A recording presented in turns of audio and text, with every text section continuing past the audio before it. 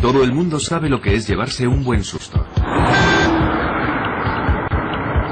Pues bien, imagínese cómo sería su vida si se viera atrapado por esa especie de miedo intenso sin razón aparente cuando menos lo esperase.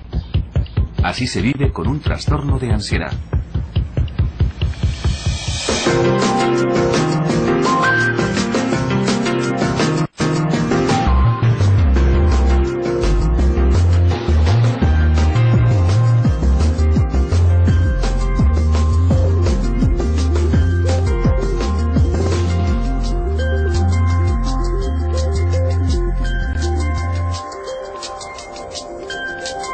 Es normal sentir desasosiego en situaciones angustiosas o peligrosas, pero normalmente pasa rápido y la vida continúa.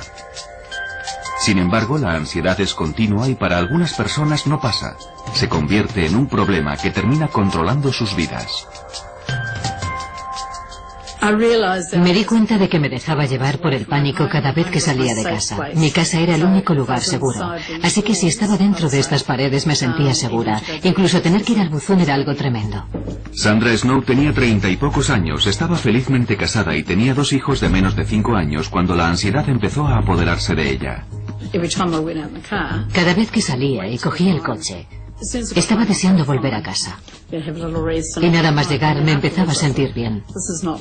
Descansaba un rato y me ponía bien. Después empecé a pensar, no son simples mareos, tiene que ser algo más. Tenía palpitaciones en el coche, me sentía mareada, con náuseas e incómoda. Y llegó un momento en que dejé de salir, siempre estaba en casa, ponía excusas, decía que no me encontraba bien, que tenía dolor de cabeza, que tenía algún virus estomacal, que estaba enferma, que los niños no estaban bien. Me inventaba cualquier excusa. Al recordarlo, Sandra es consciente de que evitó hacer ciertas cosas durante mucho tiempo. Pero después de 3 meses particularmente agobiantes a cargo de sus 2 hijos pequeños, de un marido enfermo, un negocio y de ella misma, la ansiedad le superó.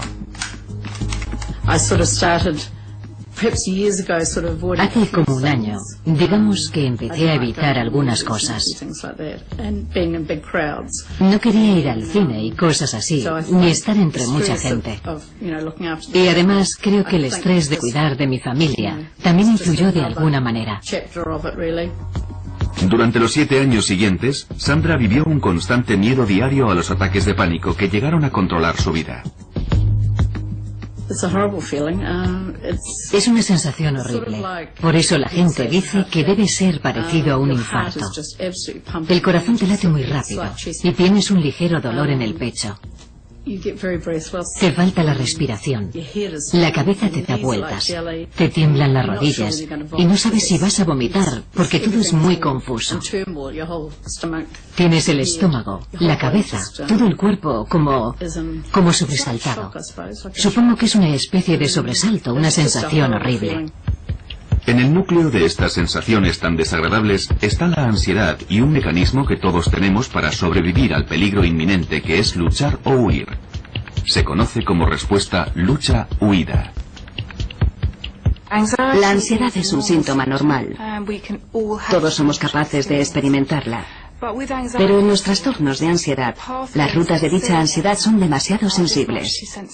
Afectan mucho más a la gente que sufre trastornos de ansiedad que a la gente que no tiene esos problemas. Estas rutas de ansiedad afectan a 3 partes principales del cerebro. El estímulo, que históricamente era un animal salvaje y que hoy en día es más parecido a un coche de carreras, llega al cerebro a través de los ojos y la respuesta se coordina en una parte del cerebro conocida como amígdala. Esto activa la parte pensante del cerebro, la corteza prefrontal. A la vez, la célula más primitiva del cerebro se acciona provocando la ansiedad y por consiguiente la respuesta de lucha-huida.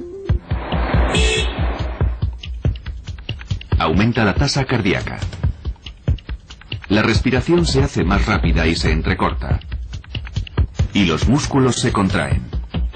Todo ello tiene como objetivo sobrevivir al peligro físico, pero lo que hace es provocar un ataque de pánico, por una mala interpretación provocada por los trastornos de ansiedad.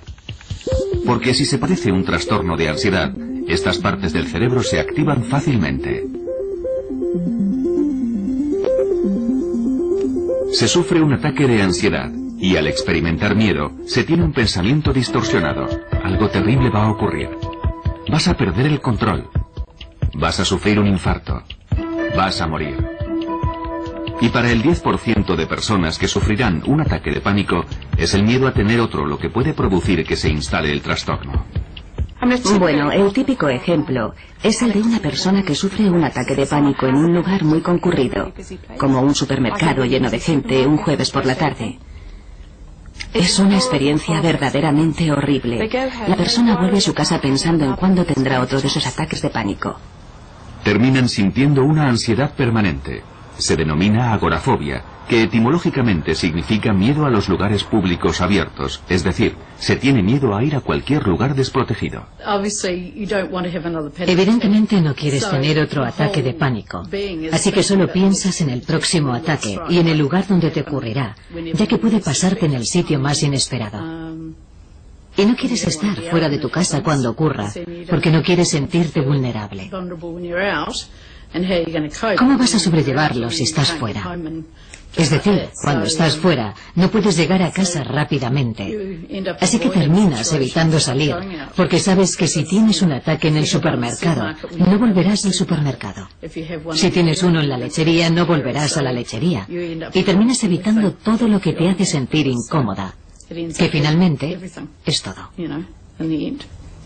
Durante 7 años Sandra apenas salió de su casa, y mientras algunas personas que sufren ataques de ansiedad o agorafobia tienen muy pocos ataques de pánico, para Sandra formaban parte de su vida, y cualquier cosa podía desencadenarlos en cualquier momento, como por ejemplo salir por la puerta de su casa.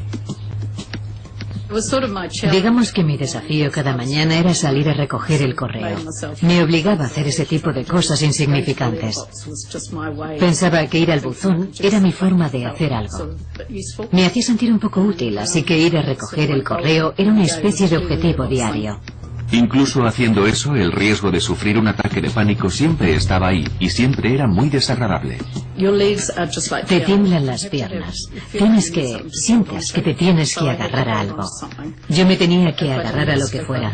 Si no tenía un bastón, me tenía que agarrar a un seto o a algo que tuviera cerca. Pero tenía que agarrarme a algo para no descentrarme, para poder dar el siguiente paso. Necesitaba algo donde agarrarme. La cabeza te da vueltas.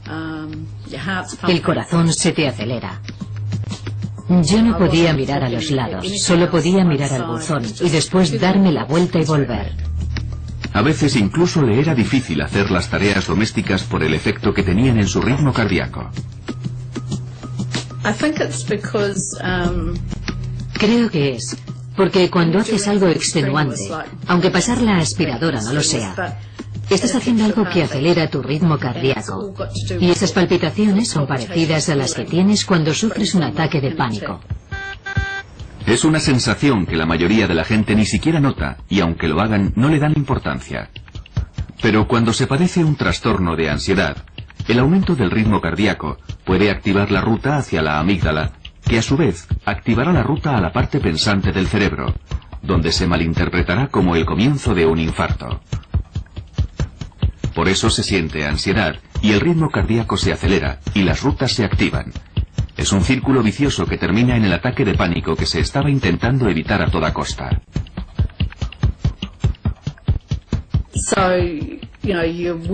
Así que cuando estás activa, sientes que tu corazón va a un ritmo diferente al normal. Y yo solo pensaba en eso. Y creo que por eso me sentía tan incómoda pasando la aspiradora. La cabeza me daba vueltas y no me gustaba esa sensación porque era muy frecuente. Me hacía sentir muy mal, así que la mayoría de las veces barría. Barrer era lo mío. Dependiendo de la naturaleza del trastorno de ansiedad, se dejan de hacer ciertas cosas para evitar lo que se cree que provocará el siguiente ataque de pánico. La palabra ratones no se podía decir en casa. Ni ratón. Tampoco podía ver fotografías de esas cosas. Ni ratón. Tampoco podía ver fotografías de esas cosas en la casa por mi miedo a tener un ataque de pánico y morir. Una de cada 5 personas sufrirá un ataque de pánico en su vida, y un cuarto de ese porcentaje padecerá una fobia específica. Muchos saben lo que es sentirse incómodo cerca de una araña o de un perro. Pero si se padece una fobia específica, esas cosas y el ataque de pánico que pueden provocar adquieren proporciones aterradoras. Una de las partes principales de un ataque de pánico que no se da en la ansiedad normal es tener una sensación de fatalidad inminente, además de unas sensaciones físicas verdaderamente intensas. Cuando Joyce Waddington tenía 20 y pocos años y 2 niños menores de 5 años, su enorme deseo por evitar más ataques de pánico superaba con creces los niveles de ansiedad normal. Bueno, mi paranoia llegaba al punto de pensar que había ratones en el tejado. Creía que había miles de ratones y que un día se derrumbaría y todos los ratones me caerían encima, por todo el cuerpo. Ver un ratón me matará, porque sufriré un ataque de pánico tan grande que moriré. Joyce era presa de una fobia totalmente desarrollada a los ratones, una fobia específica o simple. Es cuando la gente tiene un miedo concreto a cierto tipo de situaciones, a un objeto o a un animal del que están cerca.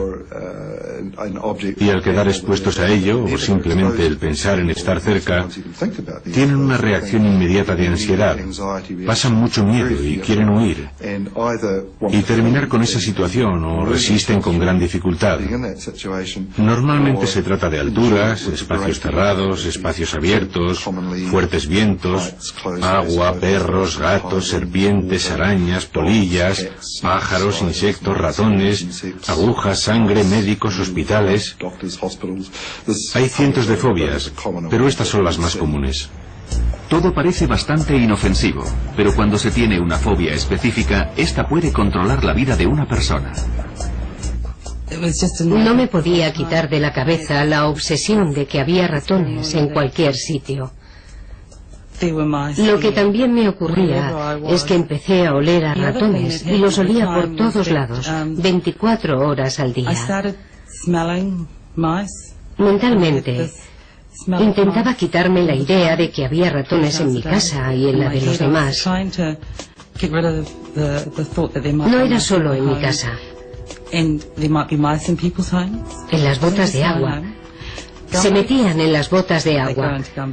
Y sabía que eso ocurría porque de pequeña tenía unas, y un día que fui a ponérmelas salió un ratón de ellas.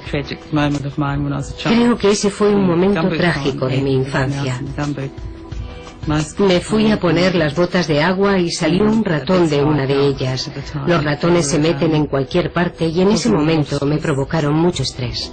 Evidentemente, el estrés que Joyce sentía por los ratones era exagerado, pero eso no impidió que controlara su vida intentando evitarlo. Los ratones se meten en las despensas y estuve muchos años sin abrir una. Lo que hacía era poner en la encimera todo lo que normalmente se guarda en los armarios de la cocina y que utilizaba a menudo, o lo ponía en otros sitios para no tener que abrir los armarios. Tazas, platos, sartenes, cualquier cosa que normalmente se pone en una despensa, yo lo tenía en estanterías. Detrás del huidizo comportamiento de Joyce se ocultaba un miedo desesperado por lo que pudiera ocurrir si veía un ratón. Creía que me quedaría sin respiración, que no podría respirar, que me desmayaría en cualquier momento y que me moriría. Esa sería la reacción que tendría si veía un ratón. Recuerdo que en una ocasión me subí a una mesa. Creo que estuve subida unas 6 o 7 horas. Me quedé paralizada. No me podía mover. Creo que se denomina estado catatónico. Es cuando la gente se queda paralizada en un determinado momento. Hay quien tarda un buen rato en salir de ese estado. Yo solo pensaba en que viniera alguien a salvarme y todo terminó bien. Pero no podía bajar sola, porque ni siquiera sabía que estaba subida a la mesa. Mi marido no estaba en casa en ese momento, así que tuve que esperar a que llegara y ahí estaba yo, subida a la mesa. Y se quedó como diciendo, Dios mío, ahora me hace gracia, pero entonces no me hizo ninguna. En cualquier lugar, pero sobre todo fuera de su casa, el miedo a los ratones siempre acompañaba a Joyce. Nunca me sentía segura. Podía estar paseando por la calle y el miedo estaba ahí. No me sentía segura. De hecho, llegó un momento en que conocía mi casa, conocía todos los rincones de mi casa y me aislé mucho. Cuando salía no conocía las casas de otra gente, no las conocía. Joyce terminó por no salir para nada de su casa. Creo que debieron ser unos 11 o 12 años, quizás. No salía de casa. Era más fácil quedarme y no salir, estar en casa con mis hijos. Y sí, supongo que aislarme. El miedo de Joyce a los ratones era muy intenso y no había nada que su marido ni nadie pudiera hacer para que cambiara. El objeto de tu miedo se convierte en algo aterrador y se tiene que evitar a toda costa. Por eso solo piensas en esa parte del problema y no en que pueda haber otras formas de resolverlo. Piensas que te dan mucho miedo los ratones y sabes que es algo que quizás no le ocurre a la mayoría de la gente, pero para ti no hay nada que se pueda hacer al respecto. Y mi marido era muy bueno diciéndome, no hay ratones ahí, es todo psicológico. Y yo respondía, no, sé que hay. Y a pesar de todo lo que me decía, yo seguía pensando que había ratones. No me importaba lo que dijera, estaba convencida de que había ratones. Pero gracias a su marido y a un artículo periodístico conoció una asociación que tenía una línea telefónica de ayuda a las 24 horas del día para fóbicos. A partir de ahí todo empezó a cambiar. Y me dijo, creo que esto es lo que te está ocurriendo a ti. Deberías llamar a esta persona. Así que llamé a Marcia y empecé a hablar con ella por teléfono. Y me empezó a informar sobre el miedo que padecía. No supe que se trataba de una fobia hasta entonces. Y volví a recuperar mi vida, porque había dejado de tenerla hacía 12 años. Algo hizo que Joyce se diera cuenta de lo que le ocurría, y al ser consciente de que tenía un problema, supo que existía la posibilidad de hacer algo al respecto. Hasta entonces, había asumido que el miedo a los ratones era parte de sí misma, por lo que la idea de someterse a un tratamiento nunca se le había pasado por la cabeza. La gente suele sufrir trastornos de ansiedad mucho tiempo antes de ser consciente de ello. Los consideran parte de su personalidad. Piensan, es mi carácter, me preocupo por todo. No lo consideran una enfermedad. No son el tipo de cosas que cuentan al médico. Se va al médico por un dolor de garganta o de extremidades, pero no por ciertos aspectos de la personalidad. Así que estas personas sobrellevan como pueden su preocupación y ansiedad crónica. Por eso muchas personas con trastornos de ansiedad llevan vidas muy limitadas y aisladas en lugar de buscar ayuda. Durante muchos años hice todo para ocultar los síntomas sin saber con seguridad qué ocurría en mi propio cuerpo. Ni siquiera podía reunir la suficiente valentía como para preguntar a alguien, ¿qué me está pasando? Asumí que era algo normal. A menudo suelen padecer diversos trastornos de ansiedad y pueden ser desesperantes. Si no se ha sufrido un trastorno de ansiedad, no es fácil comprender la intensidad que pueden llegar a alcanzar las